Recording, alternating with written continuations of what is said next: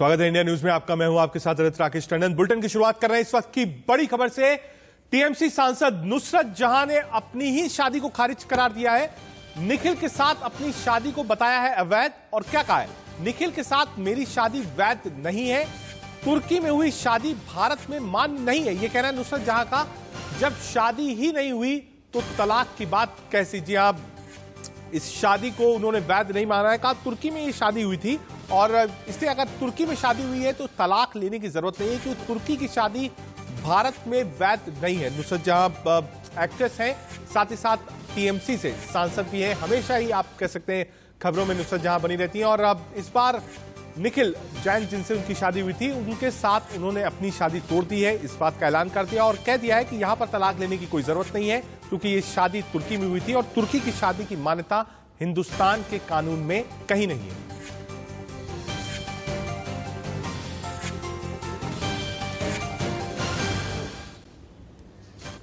आगे बढ़ते हैं। प्रधानमंत्री मोदी से मिले हैं शुभेंदु अधिकारी। मंगलवार को अमित शाह और नड्डा से मिले थे शुभेंदु। बंगाल हिंसा और बीजेपी कार्यकर्ताओं के मर्डर पर बातचीत हुई है। बड़ी खबर आपको बता रहे हैं।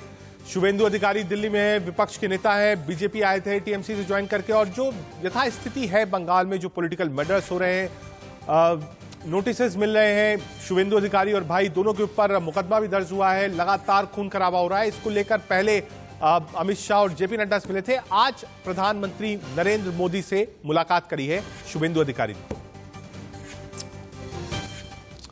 प्रधानमंत्री मोदी से मुलाकात को लेकर शुभेंदु अधिकारी से बात की इंडिया न्यूज संवाददाता राकेश सिंह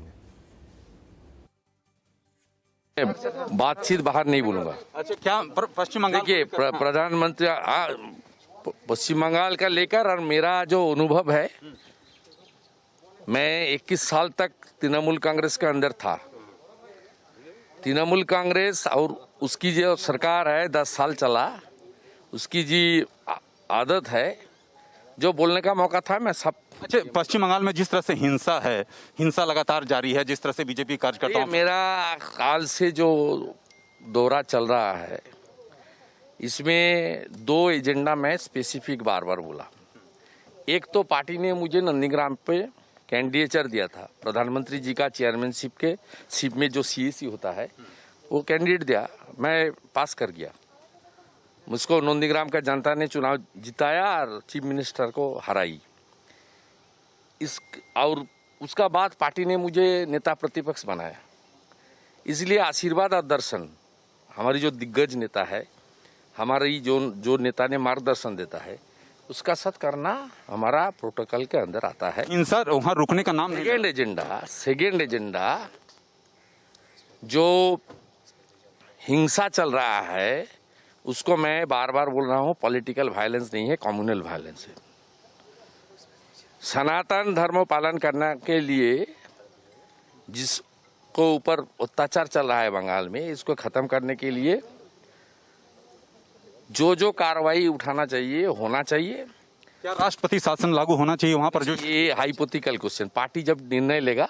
गृह मंत्री से आपने मुलाकात की, गृह मंत्री को आपने बताया? गृह मंत्री जी का साथ मेरा संपर्क है, काल मुलाकात किया, और भी होगा, बात हो रहा है, सब हो रहा है, इसलिए सब बात मीडिया के सामने नहीं है। लेकिन हिंसा चिंता की कारण है। रोकना ही होगा और जितना अत्याचार हुआ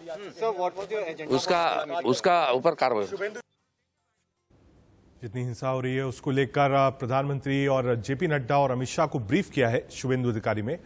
दिल्ली पहुंचे बंगाल बीजेपी के कई बड़े नेता, अर्जुन सिंह और सौमित्र खान भी दिल्ली पहुंच गए हैं। बीजेपी नेता निशीश परमानिक भी दिल्ली पहुंचे हैं। केंद्रीय आला कमान ने तीनों को किया है दिल्ली तलब। इस वक्त की खबर आपको बता रहे हैं, बड़ी खबर है। 3 और सांसदों को दिल्ली तलब किया गया है। पॉलिटिकल हिंसा रुकने का नाम नहीं ले रही है। लगातार एफआईआर बीजेपी के एमपीज और एमएलएस के खिलाफ हो रही है, और ये भी एक डर है मुझे लगता है जो यूनिट है पश्चिम बंगाल की बीजेपी की, कि कहीं ऐसा ना हो कि जो विधायक जीत कर आए हैं या सांसद हैं या जो लोग टीएमसी या कांग्रेस से आए थे, क्या वो वापस जा सकते हैं टीएमसी में। इसको लेकर बड़ा मंथन बीजेपी का चल रहा है और बीजेपी बंगाल यूनिट के बड़े नेताओं को दिल्ली तलब किया गया।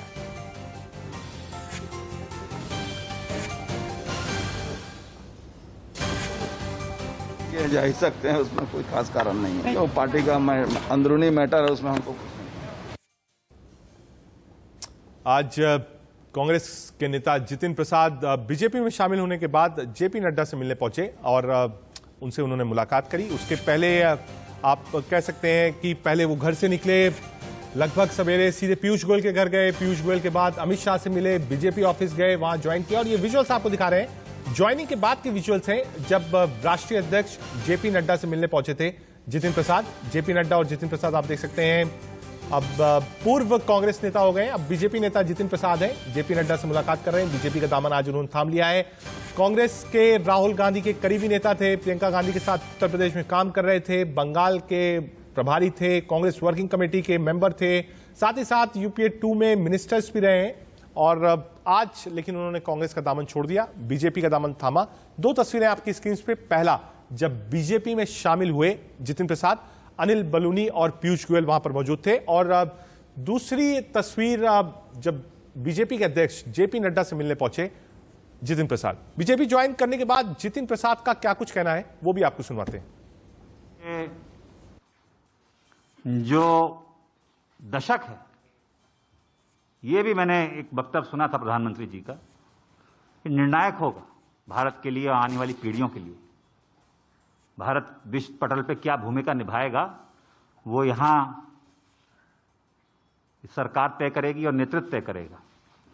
और प्रधानमंत्री जी रात दिन भारत की सेवा में निस्वार्थ लगे हुए हैं। हम देखते आए हैं, हमने चुनौतियों का सामना भी किया है, जनता ने हमें दरकिनार भी किया है, तो हम जानते हैं कि उनके प्रति देश की भावना क्या है, प्रधानमंत्री जी के प्रति।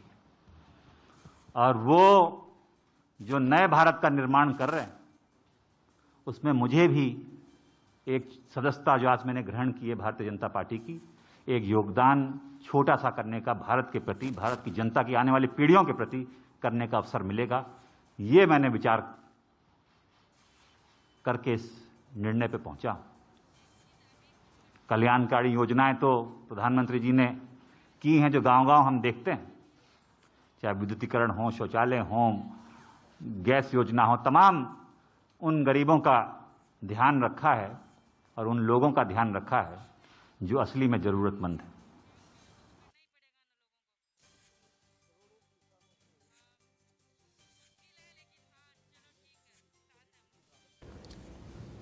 जितिन प्रसाद को आपने सुना। जितिन प्रसाद के बीजेपी ज्वाइन करने पर रॉबर्ट वाड्रा का क्या कहना है ये भी आपको सुनवाते हैं। क्योंकि आप बैठे हैं और अभी एक ही वजह आपने देखा होगा कि पूर्व केंद्रीय मंत्री उत्तर प्रदेश से जितिन प्रसाद आते थे, आज उन्होंने बीजेपी का दामन थाम लिया है। जितिन प्रसाद टीम राहुल के करीबी थे, यूपीए 1-2 में उनको प्रमोट किया गया, मिनिस्टर बनाया गया। उत्तर प्रदेश में Priyanka Gandhi Vadra general secretary incharge है, वही उनकी बॉस थी, और आज उन्होंने बीजेपी ज्वाइन करी है। एक सेटबैक कांग्रेस के लिए। और पहले हमने देखा ज्योतिरादित्य सिंधिया, आज जितिन प्रसाद, जो यूथ है, और सचिन पायलट भी बीच में जा रहे थे लेकिन अभी गए नहीं है, अभी हैं कांग्रेस पार्टी में, वापस आए, लेकिन हाँ लड़ाई झगड़ा हुआ। तो ये यूथ जो है और वो लोग जिनको कांग्रेस पार्टी ने यूपीए 1 और यूपीए 2 में फेसेस बनाया है, आज वो पार्टी का दामन छोड़ के जा रहे हैं। उनकी कोई मुश्किल होगी जो गवर्नमेंट ने बोली है हम दूर करेंगे, क्या तो वो होगा, या ये है कि देखिए मुझे पता है अपने परिवार के बारे में कि वो लोग देश के लिए काम कर रहे हैं, गांव-गांव में जा रहे हैं, हर जगह काम कर रहे हैं, ठीक है। उनको ये नहीं है कि हमारे लीडर जा रहे हैं, जो जाना चाहेगा जाएगा, हम उनको हंसी खुशी बोलेंगे अच्छा फ्यूचर रखे। पर सबसे जरूरी है कि हम लोगों के लिए काम करेंगे, और मुझे पता है ये बदलाव आएगा और ये लोग सारे वापस आएंगे। तो इनका सोच विचार इसी तरीके से है। अगर वो उनको कोई पोस्ट नहीं दिया जाए या कुछ नहीं होगा तो वो हमारे साथ इस तरीके से ये स्वभाव रखेंगे। पर ये है कि हम आगे बढ़ेंगे, तो मुझे पता है कि मेरा परिवार आगे बढ़ेगा और कांग्रेस को आगे ले जाएगा, लोगों के द्वारा ले जाएगा और लोगों के साथ उनके लिए काम करेगा। जो जाएगा छोड़ के जाएगा, हम उनको हंसी खुशी बोलेंगे अच्छा फ्यूचर रखे। पर जरूर कुछ ना कोई तरीका होता है उनको ल्योर करने का और कुछ देने का, या जो भी है मुझे नहीं पता है। पर मेरा ये सोच है कि अब जो जा रहे हैं तो हंसी खुशी जाएं, बहुत अच्छा है, जहां जाना जाएंगे जाएं। रॉबर्ट वाड्रा साफ कह रहे थे जिसको जाना है वो हंसी खुशी जाए, लेकिन एक समय ऐसा भी आएगा जब सब वापस आएंगे। आगे बढ़ते हैं। मुंबई में दक्षिण पश्चिम मानसून के तय समय 10 जून से एक दिन पहले ही दस्तक दी है। मुंबई और उसके आसपास के इलाकों में आज सुबह से ही तेज और झमाझम बारिश हो रही है। वैसे तो मंगलवार सुबह से ही मुंबई में बादलों का डेरा है और लगातार हो रही बारिश के बाद मुंबई के सायन, दादर समेत कई निचले इलाके में सड़कों पर पानी भर गया है। मौसम विभाग का अनुमान है कि बरसात का यह सिलसिला अगले 4 दिनों तक जारी रहेगा, जिसके बाद प्रशासन ने बारिश से होने वाली परेशानियों को लेकर कमर कस ली है।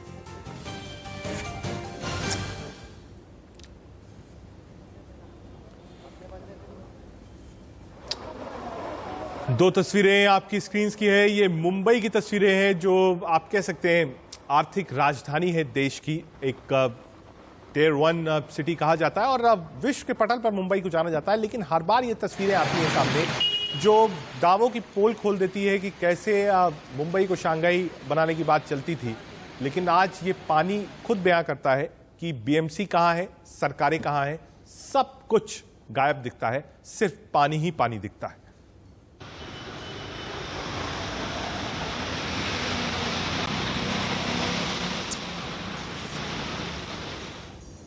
आपको इंडिया न्यूज के कैमरे से 10 तस्वीरें दिखाते हैं जिसमें बारिश के बाद मुंबई की बेबसी साफ देखी जा सकती है। जी 10 तस्वीरें हैं। कैम 1, 2, 3, 4, 5, 6, 7, 8, 9, 10 10 तस्वीरें में हम आपको दिखाने की कोशिश कर रहे हैं। मुंबई के अलग अलग इलाकों की तस्वीरें हैं।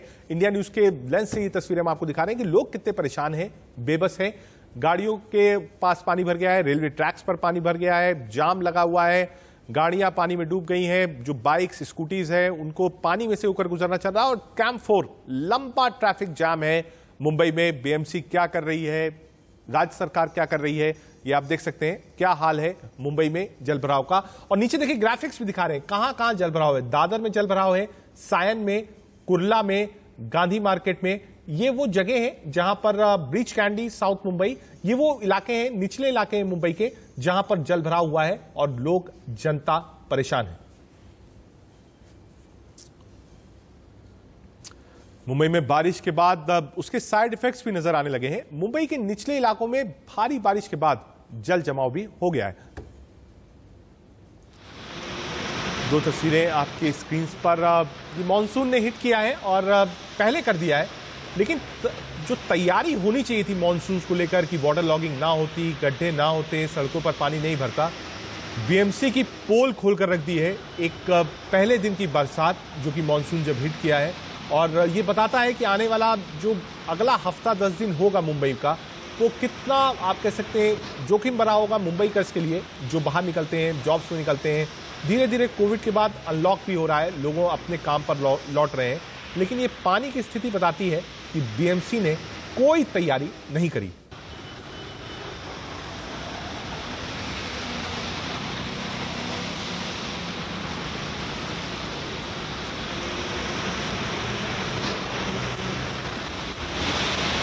मुंबई में है तो वहीं दूसरी तरफ लोग भी बहुत परेशान है। आप देखिए ये कार्स के विजुअल्स हम आपको दिखा रहे हैं और आप देखिए टायर्स के ऊपर तक पानी है।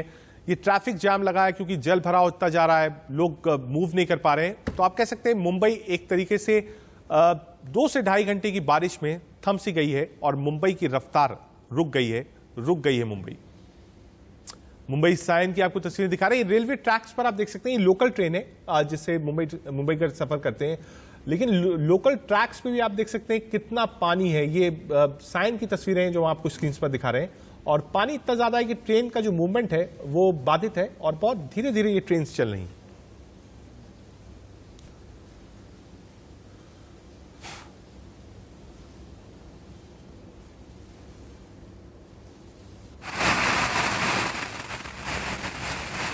ब्रीच कैंडी इलाके की तस्वीर आप देख रहे हैं। आप जलभराव है, ये सड़क है, मेन सड़क है मुंबई की, ब्रीच कैंडी रोड की। और ये वीडियोस बताते हैं कि पानी की निकासी का कोई भी रास्ता नहीं है। पानी बरसा, पानी इस वक्त रुका हुआ है।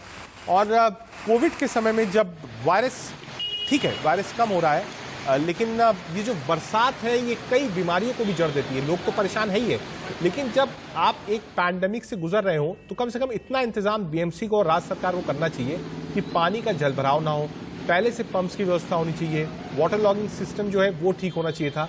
लेकिन ये तस्वीरें बताती हैं कि मुंबई में कोई इंतजाम बरसात को लेकर नहीं किया गया है। और ये सिर्फ इस साल की तस्वीरें नहीं है, हर साल बीएमसी कहती है हम तैयारी करेंगे, हर साल कहती है कि अगली बार से ऐसा नहीं होगा, लेकिन हर बार यही तस्वीरें आती हैं देखने को कि बीएमसी बिल्कुल लाचार दिखती है। सबसे बड़ा बजट है बीएमसी का, म्युनिसिपल कॉर्पोरेशन जो है बॉम्बे की, लेकिन उसके बाद भी जो बजट का सही इस्तेमाल होना चाहिए था वो नहीं हो पाता और मुंबईकर परेशान होते हैं।